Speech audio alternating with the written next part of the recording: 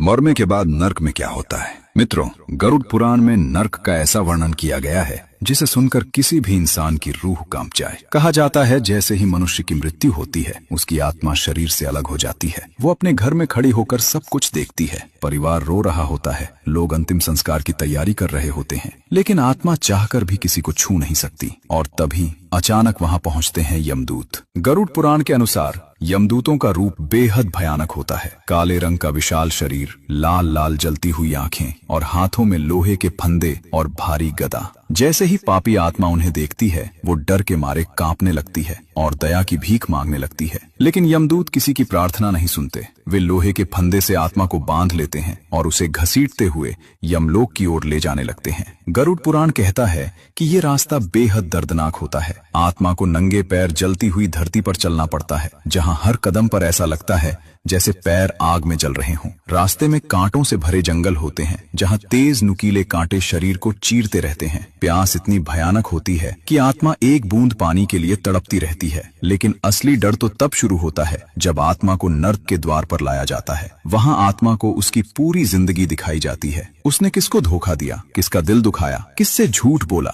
सब कुछ। और फिर शुरू होती है नर्क की भयानक सजा। गरुड़ पुराण बताता है कुछ पापियों को जलती हुई आग में डाल दिया जाता है, कुछ को उबलते तेल के कड़ाह में फेंक दिया जाता है और कुछ को तेज धार वाले हथियारों से भरे रास्ते पर दौड़ाया जाता है। वहां दर्द इतना भयानक होता है कि आत्मा चीख चीख कर दया की भीख मांगती है। उस समय आत्मा को अपने हर पाप याद आते हैं और वो रोते हुए सिर्फ एक ही बात कहती है, काश मैंने जिंदगी में पाप न किए होते। मित्रों, गरुड़ पुराण हमें डराने के लिए नहीं बल्कि सचेत करने के लिए ये सब बताता है। इसलिए आज से ही कोशिश करें किसी का दिल न दुखाएं, किसी के साथ अन्याय न करें और जितना हो सके अच्छे कर्म करें। क्योंकि याद रखिए, मृत्यु के बाद इंसान के साथ उसका धन नहीं, सिर्फ उसके कर्म ही जाते हैं। भगवान श्री हरि विष्णु के लिए वीडियो को लाइक शेयर जरूर करें।